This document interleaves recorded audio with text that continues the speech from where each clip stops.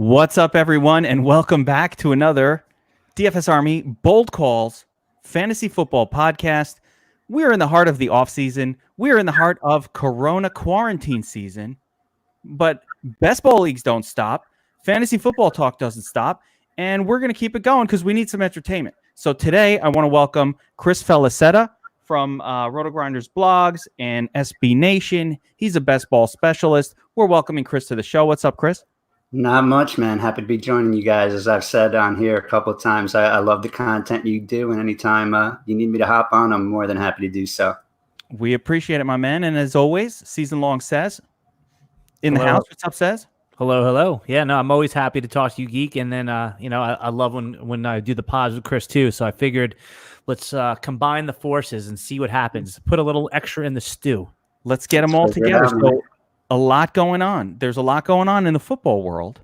A lot of us aren't. Not everybody's paying close attention, but there's a lot going on in the football world. Free agency on fire. It's affecting best ball ADPs. It's affecting our expectations of where players are going to be going in the draft. Lots happening, but mainly what we've had is a couple of weeks of free agency and some changes, some situations that we really need to pay close attention to. And I want to talk about some of those. And I loves me the running back position. So I want to start with some big name free agent running back moves and what we think in terms of these players, how it's going to affect them. And I have some opinions, but I want to start with you guys first. So let's talk about Melvin Gordon. Yes. Melvin Gordon to Denver. Now, Chris, I'm going to go there. Is this a spot like if you're holding Melvin Gordon in your dynasty league, are you happy that he went to Denver? Or are you like, yeah, that's a good spot for him? Or are you like, oh man, you know what? I think a few weeks ago you would have rather seen him land in somewhere where he's like a clear number one. Like if he would have landed in Atlanta, where like Gurley did, or even maybe Miami, where he's got just an unfettered backfield to himself. Like I don't think Philip Lindsay is going to go away. I think Gordon kills Lindsay's value for a fantasy perspective for the most part. But I do think that Denver's offense could be a little better than people expect this year. I'm higher on Drew Lock than I feel like most people are. Like he's like one of the last quarterbacks to go in every best ball. I think that kid's got a little moxie and talent. And I love Courtland Sutton. I know you guys are both big on him, if I'm correct too. So I could see that Denver offense with Fant being a little better than people expect. And I thought Gordon wasn't bad last year. Like he wasn't when he came back. I think I heard a stat say that he still had 9 touchdowns last year, despite missing the. They literally would bring him in on the goal line last season. They were feeding him those touchdowns, but he wasn't bad. It's just volume. Yeah, he's pretty much going in the 3rd round in the best balls that I've done. So I think that's fair. I don't think that's like a great value or a bad value. I just think that's fair. What do you guys think as far as where he's going? Since the signing happened, his ADP has actually dropped. He's going a little bit more now towards the end of the 4th round. So almost on the 4 or 5 turn, which I think is an overcorrection. I think that there was a perception that it was going to be a 50-50 timeshare with Lindsay. Now, the beat reporters there seem to think that that Lindsay getting market share is exaggerated, but I think this is a 55-45 split. Now, a lot of people are quick to point to Philip Lindsay not being a big pass catcher, but if you look at his early game logs, he's still getting 6 to 7 targets a game. It's true, he didn't total a lot of catches, but he does have that skill set. Philip Lindsay has overachieved in his first 2 years in the league. He's had 1,000 yards back-to-back seasons. He's a fan favorite. He's a local. He is going to be there. That said, I still think this is better for Melvin Gordon's fantasy value than it would be if he was with Austin Eckler, who we have made it very clear. We think it is an elite. Well, I've made it very clear. I don't know if you guys agree with me, but is an elite fantasy RB1 for fantasy purposes because he catches so many passes. So rolling back to Melvin Gordon, though, I like the spot for him given what the options were that was available to him. I am not somebody who believes in hope and change and that kind of thing, right? And if people are hoping and speculating that all of a sudden this Denver team is now going to be a workhorse one-back system, they're sorely mistaken. Yeah, Lindsey's good and he's talented. It's kind of like the Tariq Cohen situation in Chicago where that dude is so good that somebody behind him just cannot take those snaps away. You have to feed Cohen. You've got to feed Lindsey. He's a good player. So I think Gordon's fine, and I like where he's at. I'm going to feed you guys, do a little game we like to play here. I'm going to feed you guys a little would you rather with Melvin Gordon right now around the area of his ADP. So would you rather Melvin Gordon or Devin Singletary from Buffalo? Good, that's an easy Singletary for me. Easy Singletary. There you go. I like it. Alan, same? Melvin Gordon. There it is. A disagreement. Very close in ADP, these two guys. Would you rather, without knowing where he goes, probable number 1 pick, Jonathan Taylor at running back, first running back taken, or without knowing, now we don't know, or Melvin Gordon, we know where he's at. Chris, I'll start with you again. I had that decision last night, and I took Taylor over him. Yeah, that is not enough. I took Taylor in the third. I love Taylor though. I think I'm higher on Taylor than most. No, he's quickly become the consensus one. I mean, the Geek and I have a little different, but I don't have a good reason to tell you why you're wrong here. So, yeah, I think that. So let's say Taylor lands in Kansas City, and he's right off at the 32nd pick of the real NFL draft, and right off the bat he's sharing with Damian Williams. You still like him there? For me, no. I mean, if he's sharing with Damian Williams, then no, I'm not I wouldn't take him over there. That's that's kind of the risk when you're doing these best balls pre-draft. You're kind of willing to embrace that uncertainty, and I'm just kind of betting on the talent here. It's all about that speculation, but it's all about trying to figure out where do we really like Melvin Gordon. Would you rather, says Melvin Gordon or Chris Carson? Great years, but seems to be threatened by more and more by Penny right now.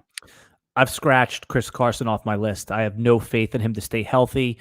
I think there's still a chance that Seattle adds one of the better running backs in this draft. I just don't see how they can move forward with Super Bowl aspirations with those guys. I mean, Chris Carson is a beast. His running style it definitely invites injury. He has not stayed healthy throughout his short career. He's a great running back, but I can't take Chris Carson in that range at all. You're taking Melvin Gordon. Okay. I mean, that's fair. Again, these are fair questions. How about this one? This is not easy. Assuming that the Steelers don't pick up a replacement, the Terminator, James Conner, or Melvin Gordon, would you rather? Best ball. You're making a decision. It's 4th round. What are you going to do, Chris? That's a tough one. I've avoided Connor though. I just don't trust him, man. Like, I don't trust him to stay healthy. He hasn't shown the ability to shoulder the load in the same way that Lev Bell has. And I think I'd go Melvin Gordon over there. That's fair. How about you, Alan? I agree. All of the guys I named, I just want to be clear. Every one of the now these ADPs could be moving. But all of those guys have ADPs below Melvin Gordon, according to current, MFL 10/RT Sports ADP data on Fantasy Pros right now. So those were all guys a little bit after Melvin Gordon per that data, and I just wanted to see if maybe he's going a little too high for the situation. I think so too, but I do, and I'm not on board with Drew Lock. I'm just not on board with that yet. I'm not sold. I'm worried. I like running backs on teams that win games. I like that Denver, essentially, they seem to find ways to win. They're not like a scrub team. It's not the Jets, but they find ways to, like, it's not the Dolphins, right? I think I'm somewhere between you guys. Now, I believe in Drew Lock, but I wouldn't hesitate to discard him for a better option, and I think there is a better option available. I wouldn't be surprised if that ends up being the Cam Newton spot. It could be. That would be interesting. All right, let's move on. Don't want to stay on one player too long. Next player on our list, we've got a major free agent acquisition for the Falcons in Todd Gurley. Todd Gurley, number 1 pick just 2 years ago in everybody's fantasy football draft. Dropped a little bit last year, had some knee issues, got a lot of work, didn't really produce early in the season, came on a little bit late. Now he's going to Atlanta, a team that has never really been known for producing incredible fantasy production from the running back position, but also a team that has no interest or no desire / motivation to sort of maintain this guy, to try to keep him healthy throughout a year, not to run him into the ground. It's a 1-year deal. So if I'm Atlanta, I'm running this guy till there's no cartilage left on that fucking knee. I don't care. He's gone next year anyway. I don't give a shit. I mean, the 1 year deal that they gave him, so just backing up a little bit, the Rams cut him to save salary, and obviously they didn't think that he would be useful or worth the money, but they still had to pay about $8 million of his, I think it was $13 million salary, and then he was able to double dip and get 1 year, $6 million from the Atlanta Falcons. So he's really still making his $10 million plus. So that's why he was able to do it. Now, are you personally worried about Todd Gurley's finances? Because no. What I'm saying is that you and me and Chris. Yeah, well, I'm saying is that he's fine. I'm not worried about his finances. But what I'm saying is that the 1 year, $6 million deal to me says that they are not going to hold back. They are going to just go get everything they can, squeeze every bit of juice out of that lemon for Todd Gurley. They're going to put him on the field. He's going to be the pass catcher. He's going to be their workhorse. They may slowly ramp him up, and then if the season's looking good, really step on the gas. But with pick 48, the Atlanta Falcons, I don't think there's even a doubt in my mind that they are going to take one of the top running back prospects, which, again, depending on which one it is, could really be a problem for Todd Gurley. But as it stands right now, he's the lead guy on that team. But I'm proceeding with caution. So as of today, we're still before the NFL draft. Your concern is, what if Atlanta drafts a young stud running back? That's a legitimate concern. Atlanta will need one of those guys. How about you, Chris? Gurley situation. Atlanta going to run him into the ground potentially. He is still Todd Gurley. Looked a lot better the second half of the year. Did not look like damaged goods. I think a bargain here, going RB16 currently as far as ADP goes. And, if he is a bargain, who are some of the people ahead of him that you might consider taking him in front of? Because I'm not seeing too many. I mean, in the draft I did last night, he was the first pick of the third round. So at that, I don't see myself taking him there. Like, if you like, so the guy who took him went Saquon, Drake in the second, and then Gurley in the third. If he's your third back, though, that's kind of sneaky in a best ball format, I think. But the receivers that you're passing up, like you're passing up Amari Cooper, Kenny Galladay, DJ Moore, Odell Beckham, AJ Brown. Are you willing to pass up those guys on Mr. Old Arthritic Knee Gurley? I don't think I would, but I can certainly see the reasoning behind it. I could see the logic to it, but gun to my head, I'm taking one of those elite receivers, or second tier elite receivers, the way I look at it. That Atlanta team just does not produce fantasy points to the running back position. Devontae Freeman didn't Devontae Freeman have a good year? Yeah, one good season for Freeman. One. He was there for 7 seasons, 6. He has one good season, 1. So I mean, everybody remembers it, but it was just 1. And it probably was a different offensive coordinator. I could see the argument for both. I do like to load up on running backs in my best ball league at the expense of stud wide receivers. So I could see making that move. And I love that guy's start, by the way. I know, right? That's a man. Dreezy. Did you say Jacobs? Barkley. Oh, he went Barkley over CMC, though, which, I mean, can you guys justify that? No. It's what's it called? Marshall Faulk said the other day in an interview on NFL Network that he thought basically CMC was him plus. Like he thinks when it's all said and done that CMC is going to hold all the pass catching records for running backs and runs better, and he's between he's going to go down on the Mount Rushmore of running backs. When they talk about football in 40 years from now, they're going to be talking about Jim Brown, Barry Sanders, Christian McCaffrey. Like, he's going to be on that list. You want to talk about getting too cute? That's getting too cute, right? Like outsmart. You ain't outsmarting shit by not taking Christian McCaffrey. You get lucky. He's tier 1 and Barkley's tier 3. We don't even have a tier 2. There's not, because I'm buying a full blast WR1 and a full blast RB1 in one player. You don't get 2 players for 1. It's worth the first pick because I get 2 players, 2 studs. And then, my third stud is my second pick. That's how good Christian McCaffrey has been. And I think he'll do even better with semi-competent quarterback play, especially Teddy Bridgewater, who wants to check down to the running back all the time. It's like you couldn't ask for better.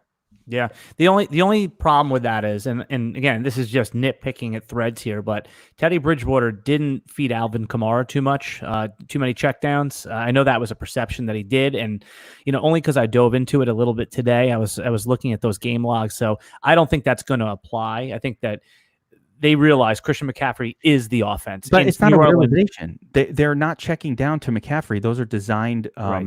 That's pass options. It's not the same thing.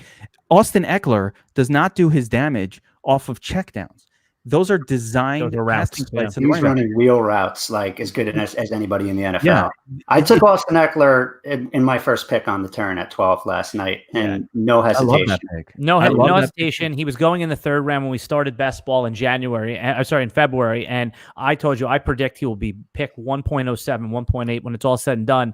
Mike Clay from ESPN, his rankings just came out today. He moved Austin Eckler all the way up to pick 15 overall, and he was like, we were talked about him having him like deep in the third round, not only a month ago. We're ahead of this curve for Austin Eckler, a running back that catches 90 passes. I mean, come on, how can you not want to take that guy?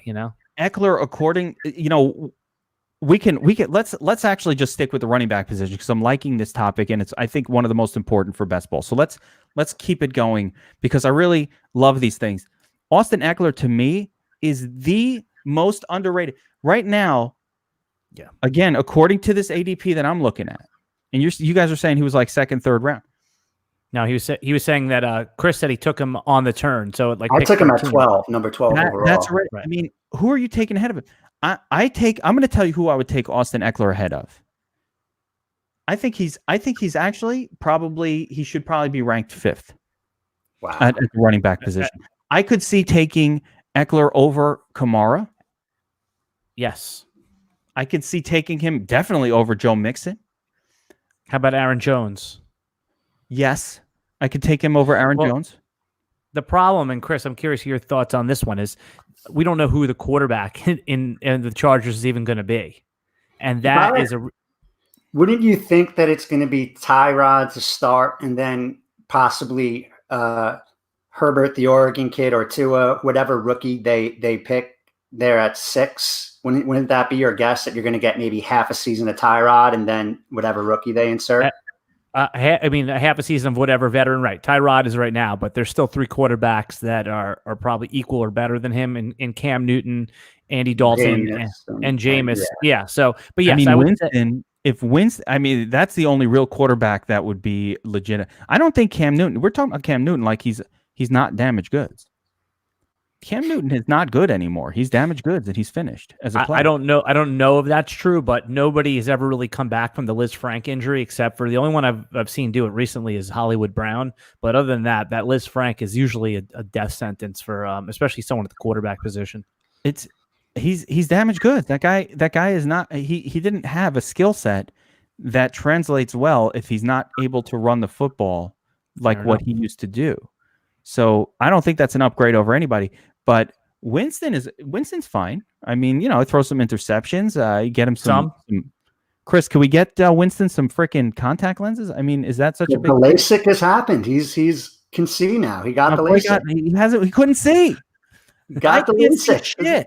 Okay, it's so frustrating because I loved James. I mean, anybody who played daily loves Jameis as a fantasy quarterback, but. It's impossible to try to draft him right now because you don't know where the heck he's going to be. No, I can't tell you. I don't know who's talking because I took my glasses off. I can't see you. I can't see out. I don't know. I'm throwing the football. Who? Right. It's like I don't know. It's like that scene in Rocky 4. I see 3 of them out there, and he goes, "Hit the one in the middle." Who am I supposed to hit? Jameis been out there just looking at colors. He's like, if the 2 teams have similar color jerseys, he's dead. He's like, I don't know.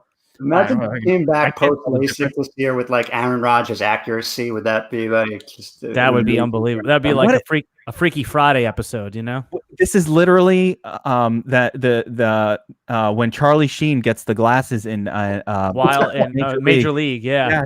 That's great. He becomes awesome. Like that could happen. He's like, I was embarrassed. I don't want to wear glasses. Like, all right, that can happen. All right, I don't know where we just went off crazy. I want to talk about some other guys. Another guy that I think is being taken too low, and I want your guys' opinion on this. And Alan, you gave me a little nugget of thought. Now, I'm not even going to talk about Kenyon Dreezy. You guys, everybody knows my obsession with the Dreezy. And he's way, way too cheap, which is why I like that other draft. If he did McCaffrey, Dreezy, oh my gosh. But Josh Jacobs, okay, for best ball purposes, and I have pros and cons, and I want to get your guys' opinion on him. Jacobs, coming off a 2-down back grinder role, not liking that. Playing for a team that's not very good, don't like that either. So those are my negatives. The positives were, and Alan, this is something you told me prior, was that he is a 3-down back. They're just kind of working him in. Last year, figured do you want me to overwhelm the mind. Do you want to review that really quick? So more or less is that in college, Josh Jacobs was a pass catching running back. Damian Harris, who has yet to have any significant run for the Patriots, was the grinder. And when Mayock and Gruden drafted Josh Jacobs, they did it with a plan, and they talked about that plan at the most recent NFL Combine. They said that our plan was to roll Jacobs out and get him used to the blocking schemes, the running portion, and then reintroduce him with the pass catching role. And that's the phase 2 of Josh Jacobs' development. And remember, he's only 22 years old. He's very young running back. And this year, I would expect to see my over on receptions for him would be 40. And there's upside for a lot more. So I think that you could be, looking at a 3-down skill set. They're certainly not going to add a running back in this draft. And the next running back behind him is Jalen Richard, who is a pass-catching running back. But, he's kind of just a guy at this point. Chris, what do you say on Josh Jacobs here? He's going ahead of Austin Eckler, which is insanity. Actually, I think he's being drafted pretty appropriately, but I took him on the second on that turn. I took Eckler and Jacobs. That's how I started my draft last night. I love it. I try to get guys, especially in best ball. I want to get an ascendant player. I don't want to try to hope that somebody who already had their best season that won everybody money is going to replicate that or get back. Derrick Henry. Yeah, I want to pay for the. I want to bet on the season that I think can happen. I think Jacobs, like you said, he's only 22. Do you guys think Carr is going to be the Raiders quarterback this year? I mean, I know they brought Mariota in, but it's going to be Carr. Mariota's terrible, and there's no way they're going to pay another guy. So, well, going back again to Mayock when he was an NFL Network analyst, he had. I looked at his mock draft. He had Mariota ahead of Winston, so he was always a Mariota guy, which is probably the reason they brought him in there. And he was the one that was always pushing Mariota when the field was saying Jameis. So, again, just a point to note. Man, if that guy doesn't adjust his opinion after 5 seasons of horrible, I don't know what the level of stubborn that you have to be. He comes off as a pretty stubborn guy, that Mike Mayock. I don't know. He is stubborn. Man, if they think he's the answer, I think they did a poor decision signing. I don't get it. I mean, it's a backup. They're paying him $8 million. He's a highly paid backup. That basically locks them into Carr. They could. I mean, I don't think it locks. I mean, he's under contract, I think. But we need Jameis Winston on that Raiders team. That's what I was thinking. What are they thinking? He seems like a Gruden guy, man. Just all day, and they could have a freaking offense. It's exciting. At least if Winston is nothing, it's an exciting game to watch. Like they're trying to build a new fan base. That's where they go. You want to fucking excite fans with David Carr and his dink and dunk? You can't even excite me when he's min salary on DFS to be like, oh, I love a cheap quarterback more than anyone. There's no one who looks. I'm like, who's the cheap guy? Oh, it's fucking David Carr. I'm not using him. Everyone's like David Carr and cash. No, I like that. I like that you still call him David Carr, who hasn't played in the NFL in like 10 years. You know this. I can't remember David, Derek. I don't know which one is which. I cannot get it. I wasn't even doing that on purpose. Yeah. It's just what I'm always going to do. I feel like a lot of these guys, even Ryan Pace, who is the Geek's favorite GM of the Chicago Bears, I think trading a 4th-round pick for Nick Foles, I think a lot of these moves would not have been made had they realized what the QB market would look like. There's actually a surplus of usable QBs. Again, Andy Dalton's probably going to be released. He's probably better than any of the QBs on the Bears. Is anybody surprised that Pace, though, overpaid for Foles and he picked? It's an expensive contract and just didn't need to give up a 4th, and Jagger's who was he bidding against? All right, he bid against no one. That if I was a Bears fan, I would have no hair. What hairs I have, they would be gone. I would look like me. You would look like me. Yeah. I would just look like Sez. Pace is lucky that Bill O'Brien is in the league, making him look like slightly less of a donkey. He's like the second biggest donkey of all. Right. Yeah. After the Hopkins trade, no one remembers that Pace just makes hideous Jimmy Graham hang him like he's 25 moves. Right. No, that's another good point. Yeah. They need a starting quarterback in Chicago. Like, why? What possible reason? Why not? Foles has failed. I'm sorry. Foles has failed every time outside of Philadelphia. Like, he's just not been who he's just that guy he's not successful. He just needs that one system. Well, he's probably the best backup in the NFL. And that's fair, but I mean, like, I don't know. I'm just not a guy. Like, give me Jameis Winston on the Bears as the starter, not a backup. You're bringing him in, and he starts, and he can't be worse than what they've had. He's a massive improvement over Trubisky.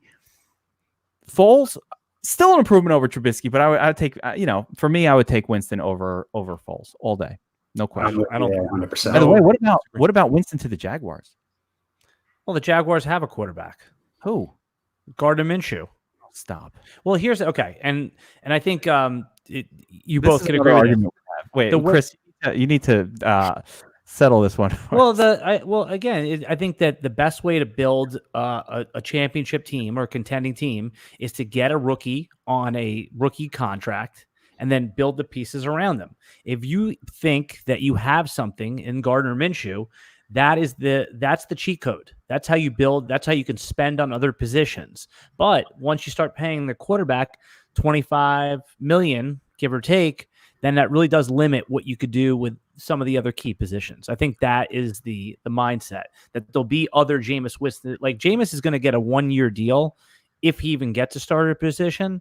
And if it works out, he'll have bidders for the following year. So I think you at least owe it to yourself as an organization to find out if Gardner Minshew can be competent or even better than that, because like I said before, that's how Seattle won their championships, when Russell Wilson was on that rookie contract. Cowboys blew it with Dak. I mean, they had Dak making peanuts, like making backup offensive lineman money for 4 years, and didn't take advantage of it to enough of an extent. I think they're going to give Minshew a look this year to see what they have. And there's the speculation that they could be tanking for Trevor too. Like I've heard that bandied about on ESPN and all the talking head shows. So throw Gardner out there, and if he turns into, if the Minshew mania, the mustache magic, all that stuff is real, then you got a cheap quarterback that you could build around. And if not, Lawrence is there. It's right. It's a low-cost investment. He was a 5th-round pick. It's the same exact thing that they did with Dak. There's no cost of finding out. You don't find out what you have if you bring in Jameis. And if they bring in Jameis, are they really a championship team? No. Yeah, are they better? Perhaps. But like you said, it's a no-pain option to roll with Minshew for the Jaguars. The cost is another lost season for Jaguars fans. I mean, yeah, so we're used to that. Yeah, I mean, get used to it, but like, who the hell wants that? I don't know. I don't like eating lost seasons as a fan, as a franchise. But there's upside. There's payoff. When has there been a possibility to get a top 15 potential quarterback just as like a cheap free agent who's fairly young? I mean, it's just not normally.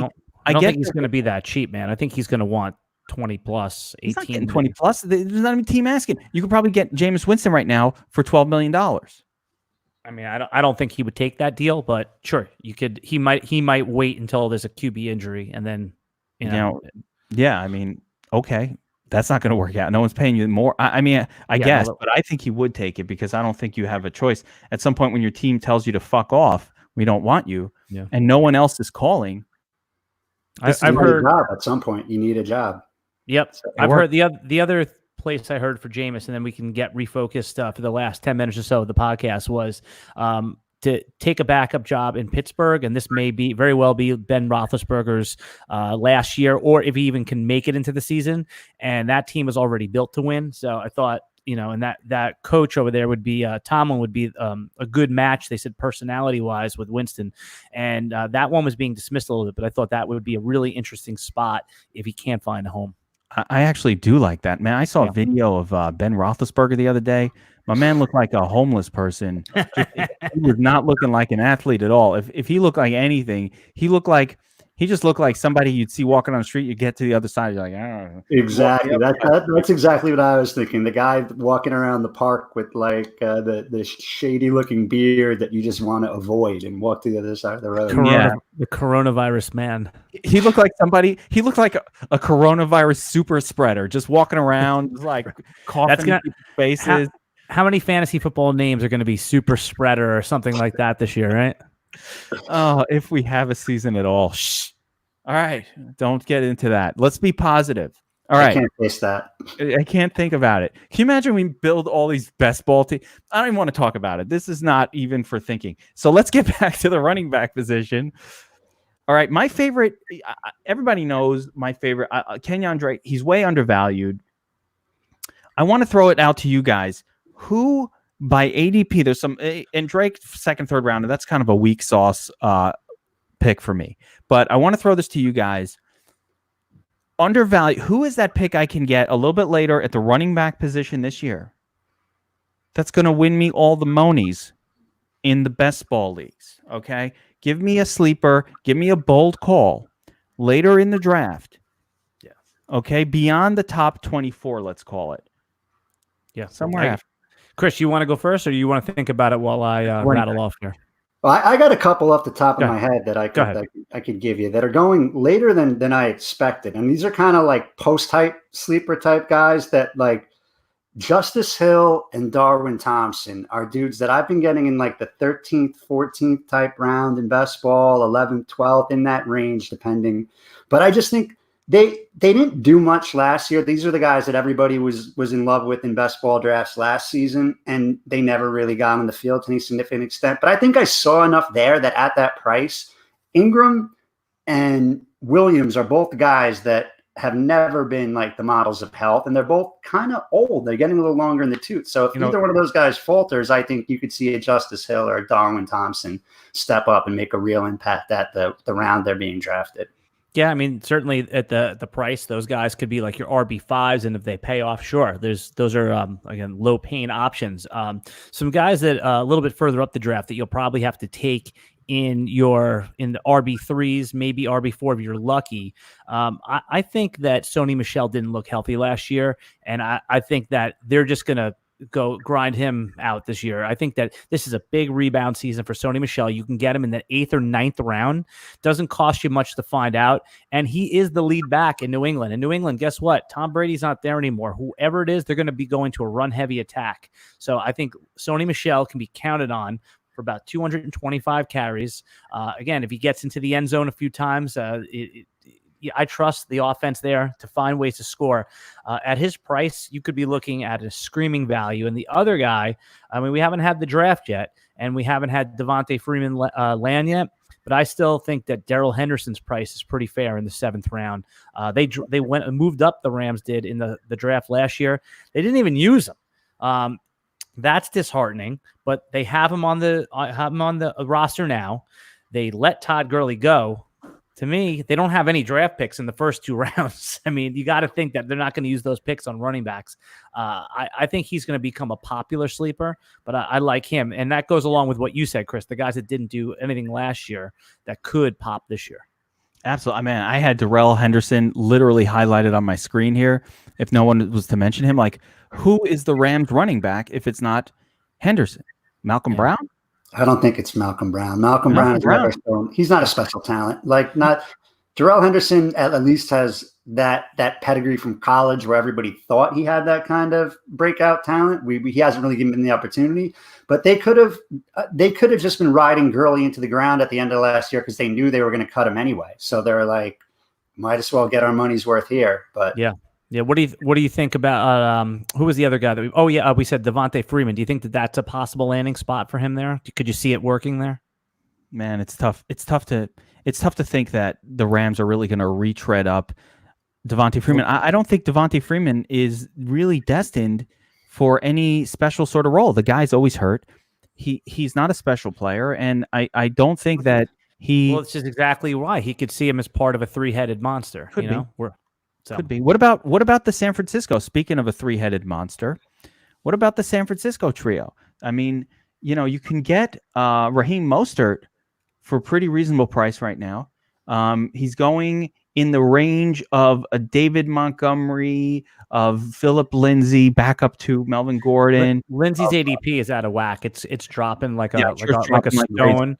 And that's where, again, we talked about him in nauseum, but I'm buying him at his new discount. But yeah, I mean, those guys you talked about, who was the first one you mentioned? You said before Lindsay. I mean, Raheem Mostert's, he's with David Montgomery, who, we like, but has his problems. He's there with Philip Lindsay. Other names in that range, David Johnson, and Darius Geis. So really like the running backs where you make a face whenever, I don't want that. Like you make that face like, yeah, like I have bad memories of Geis just getting hurt all the time, and I have bad memories of David Johnson just like being a corpse of himself last year. And I hear people that are like in on David Johnson this year. They're like, oh yeah, they're citing that Carlos Hyde got 1,000 yards with Houston. I mean, he just didn't look good, right, Chris? I mean, no way. No, he didn't have any explosiveness. Like he looked like the third best running back on his team, and by a significant margin. Like your boy Drizzy Drake and Chase Edmonds looked significantly more explosive than him. Yep. And you sold me a lemon with David Johnson in our keeper league. And, there you go. I believe that mid-first round value in the Cliff Kingsbury outfits, but I was dead wrong. It wasn't intentional. I mean, there's no way that we could have. You know what? David Johnson has been like literally the worst fantasy investment over the last 3 years. I mean, sitting out seasons where you couldn't even cut him because it was a hand injury. Last season, just completely busted. I mean, he was going in the top 5 picks the last 3 years, and he hasn't even you just had to park him on your bench, and he's given you nothing. He's literally going to go down as the worst fantasy investment over the last half decade. You got to say David Johnson's up there, and he hurt his wrist. I still don't understand why the guy hurt his hand and all of a sudden he sucks now.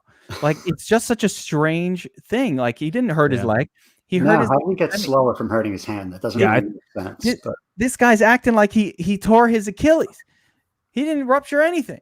He just hurt his hand. I think he was a pass-catching running back that was, an oversized pass-catching running back that when he had to go through the tackles, he just didn't look like an effective running back. So for fantasy, getting the 80 catches, 1,000 yards rushing, receiving is huge. But after that dried up, what else is there? Let's wrap soon. So let's pick one more. Any other late round or mid to late round running backs that we kind of like? It's really tough right now without knowing where the rookies go. Were you buying into Sony at all, Chris or Geek? Oh, I'm definitely not buying into Sony. Not in the 8th round. Nope. I mean, in the 8th round, you certainly could justify it, but I've only been doing best balls right now that are full point PPR. So Sony's dead to me in full point PPR. I just don't take him. Yeah. Sony is just not. I mean, the Burkhead comes in at the goal line. I don't want a 3-headed attack running back with knee issues. I'd rather take Rex Burkhead 4 rounds later. You might get just as much production out of him for 2 games this year, which is all that I really care about with my 12th round best ball pick. Anyway, at some point I'm like, all right. And where you could take Sony Michel, I'd rather take a high-end backup. At that point, I'd rather just get Alexander Mattison. Well, that's exactly who you're choosing, right? In the last draft that I did, Sony went in the first pick of the 10th round, and the three running backs that went after him were Tony Pollard, Latavius Murray, Boston Scott, guys like that, and Jordan Howard. I mean, Alexander Mattison went after him in the 12th round. I mean, that's literally, you're getting a starting running back in the 9-10 turn. I mean, Devontae Freeman and Zach Moss went before Sony in this draft. That probably wouldn't happen anymore. But, do we count Sony Michel as a starter still? Yes. We counting that? We're counting that? You're not? Who's the starting running back in New England? I mean, as of today, I would say Sony Michel. Yeah, I guess they draft somebody. I don't think they're going to actually draft somebody that high, but I hate. I've never enjoyed owning a New England running back. It's just right. It's a not a fun experience. And right, but you've always had to pay 3rd round, late 2nd round for what was that guy? Who was the guy that who was the guy a couple years ago? Steven something. You had to pay a 2nd round price, or I don't remember. But for years, you're right, it was terrible. Even going back to Lawrence Maroney, it was just never fun. But No matter who they've had, it's just a system. And now no Brady. We don't know. 10th round for the starter. Any starting running back in the 10th round, I'm interested. That's fair. I agree. Where he's being drafted, he's certainly. I like him better than, like you said, in the draft I did last night. It was Jordan Howard, Tevin Coleman, Latavius Murray, Tariq Cohen going around him. So like compared to those guys, sure, he definitely has more. That's what I'm saying. A ton more touchdown equity, but.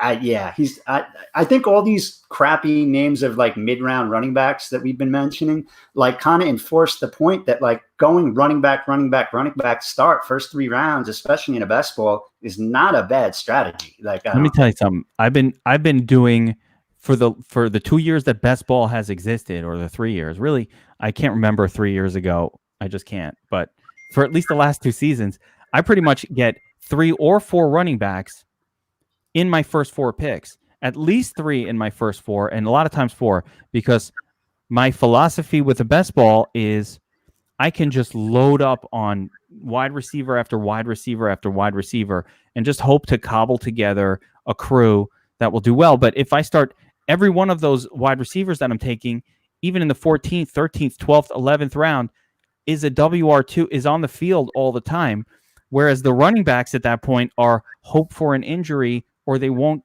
or they're bringing you a 0 running backs.